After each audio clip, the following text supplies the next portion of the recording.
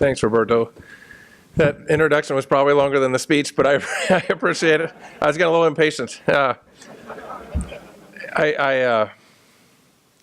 couple things before I get started. When I walked in here, it brought back a lot of memories. I came to this hotel. I'm going to get rid of this. I came to this hotel when I was a young captain. It was the first ever TDY I ever went to. And I came here. I worked in an ops center, and we were developing a new system for, I can't remember what we were tracking, but so they brought some expertise from ops centers around the Air Force to come here, and it was my first TDY. I remember it was probably about this time of year, maybe a little later. It was in the winter, and it was snowy and icy, and I wrecked my rental car on my first ever TDY. So it's good to be back, and now I don't have to drive. I got somebody that does that for me, so I'm on the other end of that. On the impatience piece, when you make 1-star in the Air Force, they send you, well, both as a 1-star and then again as a 3-star. I don't know why they do it as a 3-star, but they send you to a leadership school. And when I was a 1-star, the school I went to was in Tampa. And I brought my family down, and they enjoyed Tampa while I was in school. And in this leadership course, you get a battery of personality tests all week, or leading up to that. And then during the week, every day, they give you the results of a different personality test. And I came home back to the hotel room on Friday, and my daughter, who at the time was maybe a freshman or sophomore in high school, asked, "Dad, what did you learn?" And I said, "Well, I learned I didn't have any patience." And my wife said, "Well, how much did the Air Force pay to hear that?" And I could have told you that in about the first 5 minutes. But it really is good to be here, and I appreciate this conference in more ways than one. Probably the thing that I appreciate it most is if you look at if you just listen to the bio, I'm responsible for space and cyber, and typically I go to space conferences, I go to cyber conferences, and it's nice when I can go to one and hit both. At one, it cuts down the number of TDYs, which my schedule is already pretty packed, but I think it's really important. I think this nexus of space and cyber is something worth exploring, and I appreciate the fact that you pulled this together. We have had some space conferences where there's a little bit of cyber flavor, but this is the first one that I can remember where I've been to where it was designed to bring these two together. So again, I really appreciate it. You know, in the Air Force today, we have realized that we absolutely can't execute our 5 core missions, and our 5 core missions in the Air Force are air and space superiority, intelligence, surveillance, reconnaissance, rapid global mobility, global strike, and command and control, without being able to master the space and cyberspace domains. So if you believe that, then clearly space and cyberspace security is incredibly important. We also have started out on a new paradigm of Air Force operations. It's a combined arms approach to employ air, space, cyberspace capabilities together. We call that multi-domain operations, and I'm sure you've heard a lot of people talk. It's not just an Air Force thing. It's a joint imperative as well to develop the capability to do multi-domain operations. And when you integrate effects, when the Air Force integrates effects from other services, the joint force will be able to create many complex dilemmas for any potential adversary that may choose to challenge us. So, as I've said over and over and over again, space and cyberspace capabilities fuel our joint force and our joint force agility. And as a nation, and our economy and our way of life are also dependent on space and cyberspace. So the things that I focus on for military purposes and national security purposes are also equally valuable in the commercial business endeavors as well. For the military, multi-domain ops is not new. And so let me give you an example from history to highlight this as a stepping stone for what I'll talk about today. I don't have a clue how to work this, but here we go. Anybody know who the person on the right is? MacArthur. That should be pretty obvious. That's General Douglas MacArthur. How about the person standing next to MacArthur? Anybody know who he is? Good. It would have blown my whole talk. General George Kenney. And George Kenney was the commander of Air Forces under MacArthur in the Pacific Theater. He was the 5th Air Force commander. I just a few years ago had the privilege of serving as the 5th Air Force vice in Japan.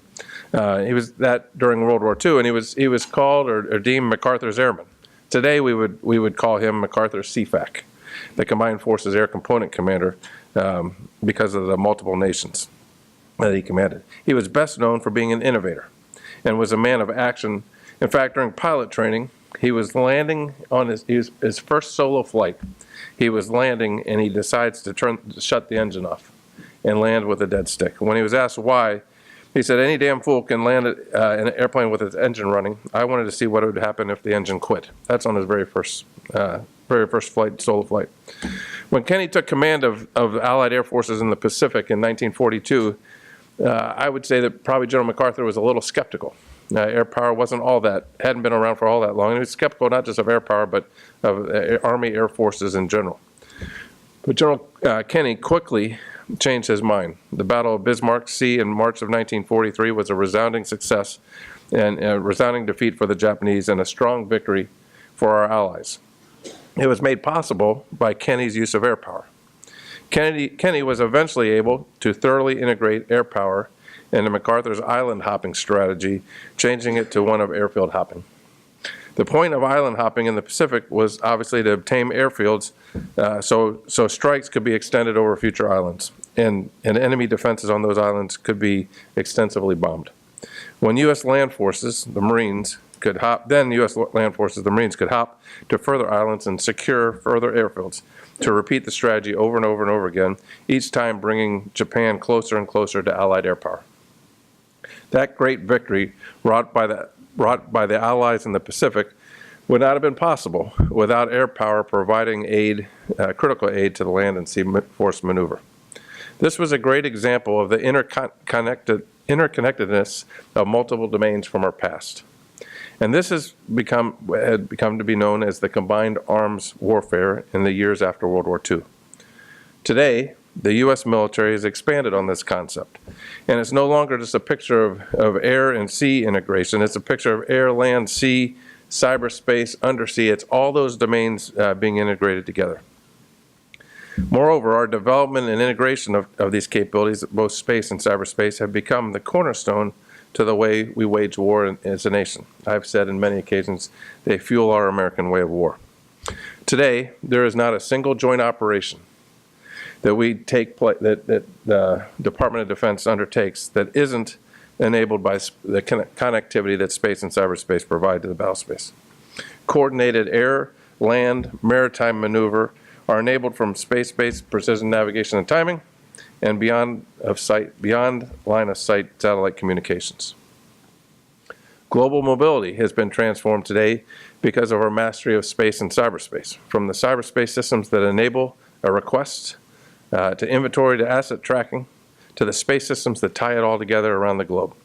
The full spectrum of military operations, all the way from humanitarian airlift disaster relief, like I had the privilege of supporting in Japan back in 2011 after the great earthquake occurred in Japan with the tsunami and the nuclear reactor disaster, all the way to the kinetic fights that we see today in Iraq and Syria.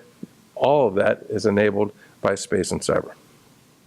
This integration, multi-domain integration, and the ability to connect and share data from the very top of the chain of command all the way to the individual sailor, soldier, airman, or Marine on a ship or in an airplane or on a battlefield provides us significant advantage. The mastery of, as a nation, the mastery of space and cyberspace has given us this core strategic advantage and has moved us from an industrial age force warfare model to an information age warfare model. But our adversaries have detected our advantage, and our potential adversaries have detected our advantage and are quickly moving out to counter it. Space and cyberspace are now warfighting domains, just like air, land, and sea. Not because we want them to be, but because our potential adversaries have made it so. And this doesn't just affect military satellites or computer systems, it affects everybody in this room. Knowing that space and cyberspace security are critical for both our military and our nation, I'd like to bring a couple of things to the discussion so you can chew on this throughout the rest of the conference. Today, I would like to offer first my thoughts on the transformation of the threat that we're seeing in both space and in cyber. And then I'll offer my perspective on what this means for space and cyberspace security and give some examples of what the Air Force is doing about it.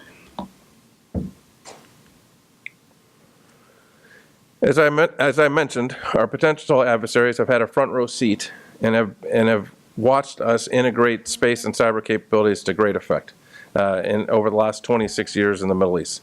And to be quite honest, they don't like what they see. So today, they're developing capabilities to threaten our access to these domains. Everything from reversible effects like malware in the cyber domain and reversible jamming of communication satellites or GPS satellites in the space domain to irreversible effects like satellite kinetic kill systems and viruses designed to damage computer hardware and systems connected to them. First, let's talk about space threats. Again, there's a full spectrum of space threats that we're concerned about. Everything from one end of the spectrum, low-end reversible jamming, all the way up to the high-end direct ascent ASAT. There's also just a threat for operating in the domain, and it's a man-made threat. And that's that space has become more congested. Today, the Air Force tracks about 23,000 man-made objects and acts as the space traffic control for the world. We provide all the conjunction assessment and analysis, and we warn of any potential collision from one satellite to another satellite. On average, about once every 3 days, a satellite maneuvers to keep from, based on the warning that is provided by the Joint Space Operations Center, to keep from colliding with another object in space. And on average, about once every, or 3 times a year, the International Space Station maneuvers to keep from hitting a piece of debris. Of those 14,000 objects, of those 23,000 objects, only about 1,400 of them are satellites. And about 75% of those satellites are maneuverable. The rest are not.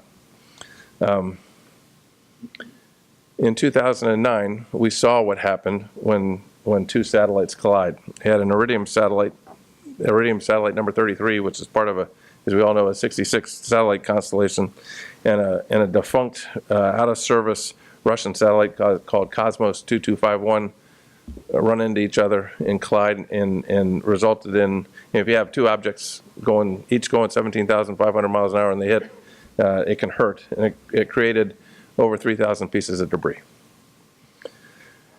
It's estimated that there were many thousand more pieces of debris that were too small for us to be able to track. If you look at the upper half of the left-hand side of this slide, the picture on the left is what the debris looked like in 2015 after spreading out in orbit. The green is the Iridium debris that's trackable. The purple is the Cosmos debris that's trackable. And the red and blue are a model of what we think are the untrackable or smaller pieces of debris. Of that 23,000 objects that we track, we think there's about half a million other objects that are too small to track that if were to hit something, it would hurt. What is shown is to be estimated to be about half of the debris that was caused by the collision. The rest of that has burned up has re-entered and burned up in the atmosphere. But not all collisions are accidental. In 2007, we had a great example of an intentional collision in orbit when China launched an anti-satellite system and successfully hit one of their out-of-service weather satellites. The FY-1C satellite was destroyed and again left approximately 3,000 pieces of trackable debris on orbit. As of current day, the vast majority of that debris is still on orbit and is still something that we deal with every day. And when I talked about providing the conjunction assessment, we continue to provide warning against that debris and all other pieces of debris that are up in space.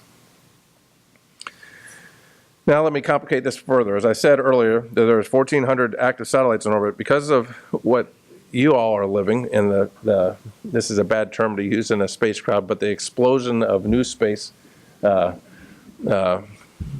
companies, the projections are that the numbers of satellites that are going to be in orbit in just the next few years could be upwards of 7,000 or 8,000 satellites. If you look at the numbers of satellites that are being developed, that's going to, and as those satellites proliferate, the other trend that we're seeing is the the size of those satellites are getting smaller. So the congested nature of that domain is still going to be a pretty significant piece of our work for years to come. Unlike the high barriers to entry in the space business, the direct descent, like direct descent anti-satellite systems and on-orbit capabilities, cyberspace has a much lower barrier to entry. As proof of the low barrier to entry, think of how connected our lives are to cyberspace right now. You have more computing power in your pocket than we sent to the moon. As I was thinking through this, I talked about our command being responsible for space and cyber. I went to Clemson University, graduated in 1984, and the first time I ever saw a computer with a mouse was summer school between my junior and senior year. And when I was taking computer classes, which wasn't a lot, we were on big mainframe computers typing out punch cards.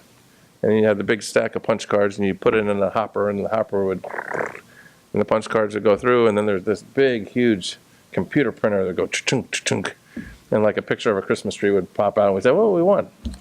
And a cyber attack back then was when your college roommate, mine was Geordie Jordan, would take your cards and put them out of order. And then your Christmas tree would come out and it would look like a pumpkin or something, and then you'd flunk. But just think about that compared to where we are today, where everybody has that power right in their pocket. Cyberspace is a global interconnected domain that has extended well beyond the computers on our desks and is part of everyday life. So if you look at the bottom half of this slide, for the picture on the right, that little screenshot may look familiar to some. Did this actually affect anybody in this room?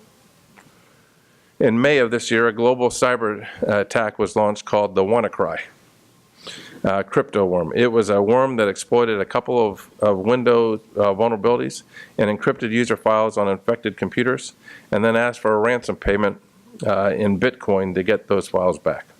That affected an estimated 200,000 computers in 150 countries, including several thousand of England and Scotland's National Health Services devices. I say devices because not only did it affect desktop computers, but it also impacted network medical equipment. This sort of cyber attack could be launched by state or non-state actors. Anyone from a government to a hacker group like Anonymous has this capability. But as this attack shows, today is not just computers we have to be concerned with. We are now living in, as you all know better than I do, or as well as I do, we're now living in the age of the Internet of Things. Common everyday devices like watches and refrigerators are connected to the Internet.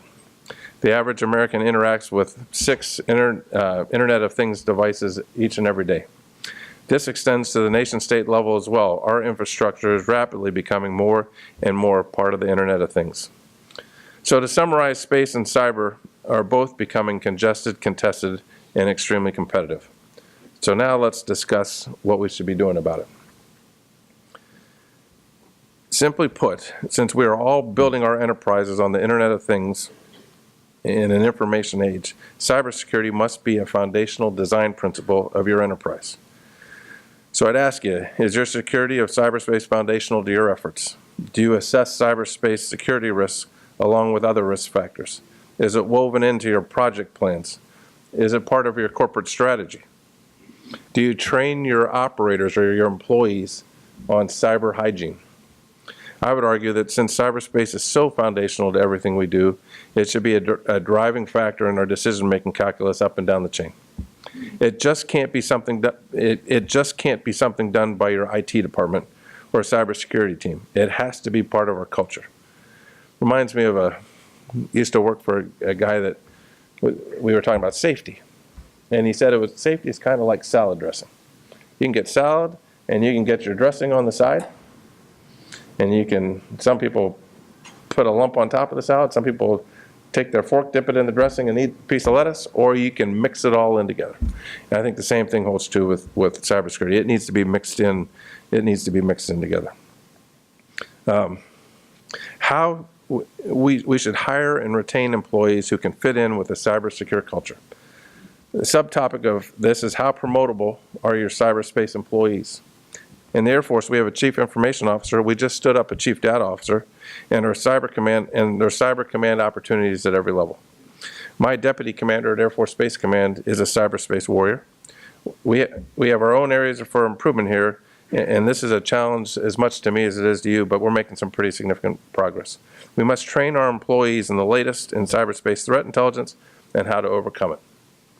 We also need to hold people accountable if they fail on the cyber hygiene piece. It is a critical vulnerability. At the senior level, do your metrics and performance monitoring account for how you're doing in cyberspace? And you must, and your view must not be overly optimistic. Do you have a strategy and tactical plans in place for what to do if you're hacked? There are too many organizations today that have been cyber victims, and for us to have the mindset that it will never happen to us. This year, a security rating firm analyzed cybersecurity performance of Fortune 1000 businesses and found that 1 in 20 have had a reportable security breach in the last 15 months. We can do better at making this as a foundational aspect of our organizations. I'm not saying that we have it perfect in the Air Force, but I am proud of some of the improvements that we're making. And let me give you a couple of examples of this. I'll give you 3 examples. Back in 2014, the world dealt with the Heartbleed vulnerability, a very serious vulnerability in the protocols used to secure the internet. This enabled hackers to steal information that users thought was being transmitted over secure communications. When cyber issues surfaced, the Air Force has to mitigate them along with the private sector.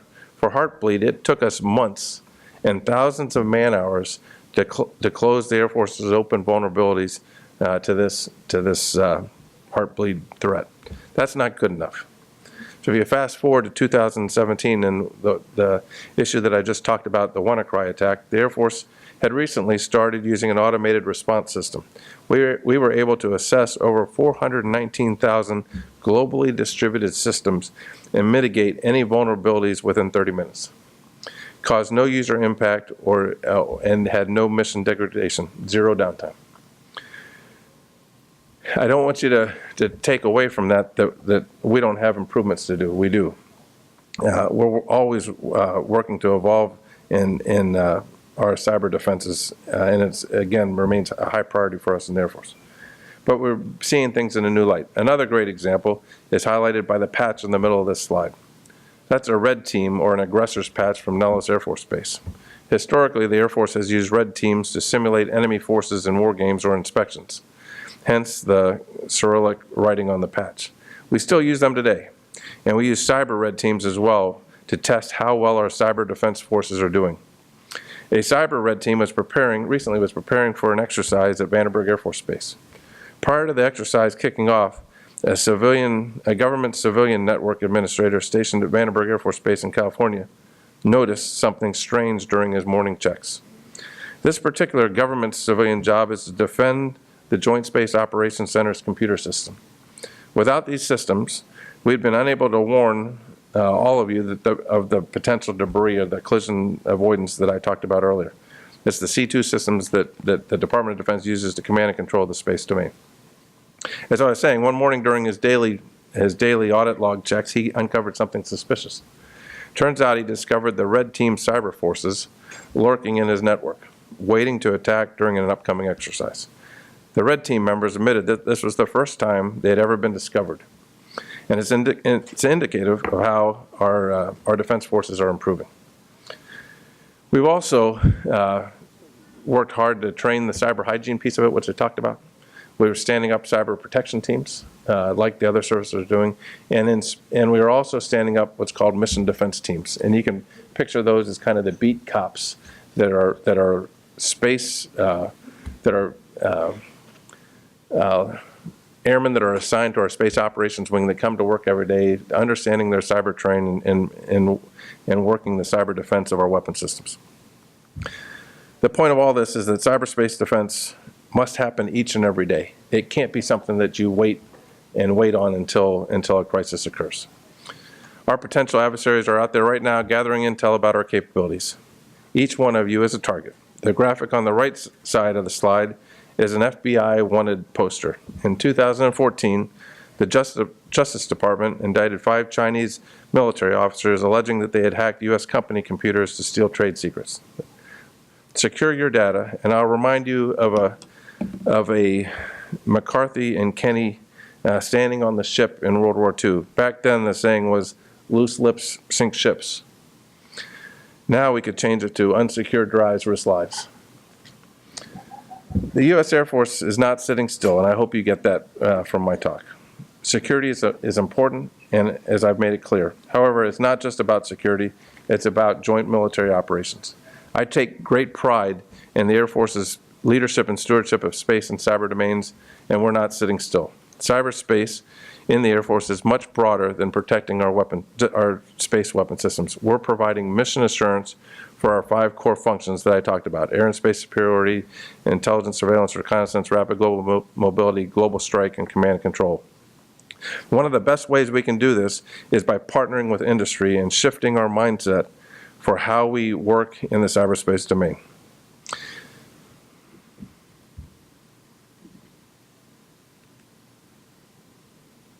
In the Air Force, we enabled by a shifting mindset from cyberspace support to assure our core missions. But historically, we haven't had this mindset, and this slide describes this and where we're going.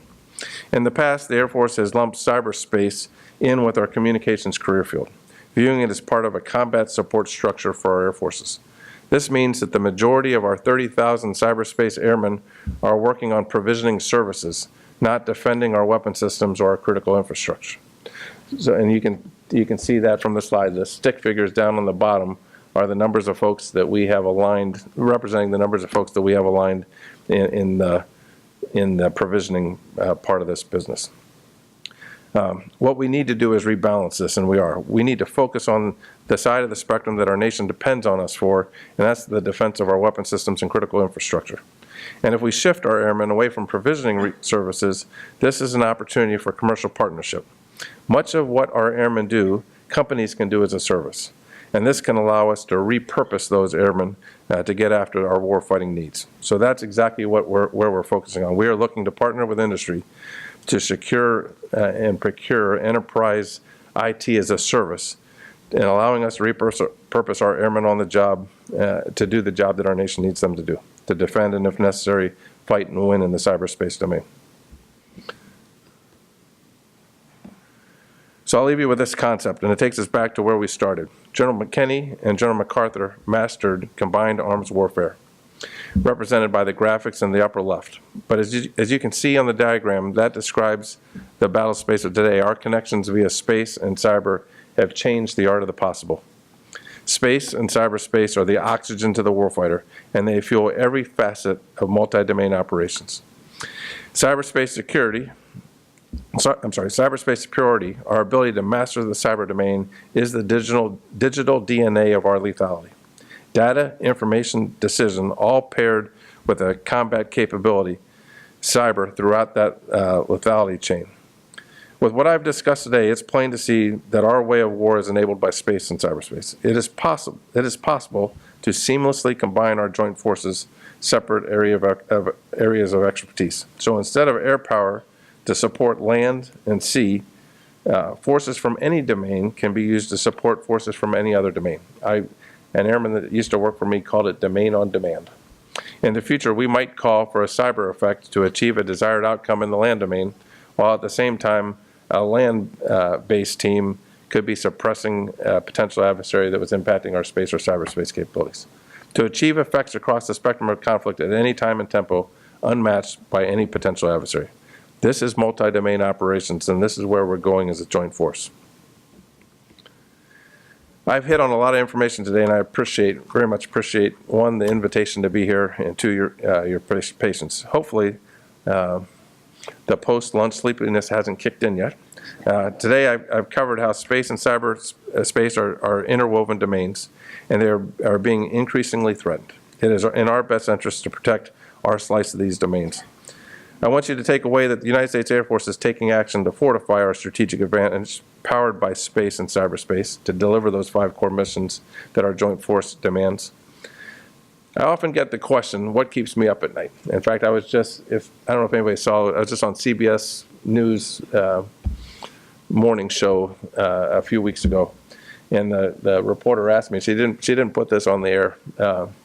Well, she did, but she didn't. But I didn't want to say the first part. She said, "What keeps you up at night?" And I wanted to tell her it's old age, and that's really the only thing that keeps me up at night. But that keeps me up pretty much most nights. And I responded that nothing keeps me up at night because of the airmen that I have the privilege to lead. The quality of our airmen energizes me every single day. 36,000 airmen, men and women of Air Force Space Command, are the most outstanding team of people that you'll ever meet. Yes, we face challenges in the world today, but I sleep well at night, other than old age, because they're on duty. I really appreciate the opportunity to be here. I've got time for a couple questions. I've got to go do a commander's conference out at the NRO, but if you have a couple questions, I've got a little bit of time. Yes, sir. Andrew Duva from Providence Access. General, you spoke about multi-domain, so I'm going to try to combine space and cyber in my question. You spoke about the imperative to inculcate an awareness for cyber hygiene and good cyber practices in industry. And the two domains that I want to combine besides space and cyber are military and commercial, because they're very different, and yet we support each other. And so my question is, as we in the commercial world look to become better partners to deliver infrastructure for national security solutions, how can we, what ways can we be looking at to work better together along the path? What will you, as somebody that's specifying requirements, be looking for from industry that wants to support you? And so I think there's a couple things. We need to move fast in today's strategic environment. So I'd encourage industry to be innovative and to move fast. The second thing is that when we procure capabilities, they need to be secure and need to be securable. And in fact, in a lot of ways, I think industry is actually leading us in that. And that's why when I talked about us making a strategic shift from, I mean, I talk about this a lot. We have a system in the Air Force called NIPRNet. It's unclassified email. Unclassified email.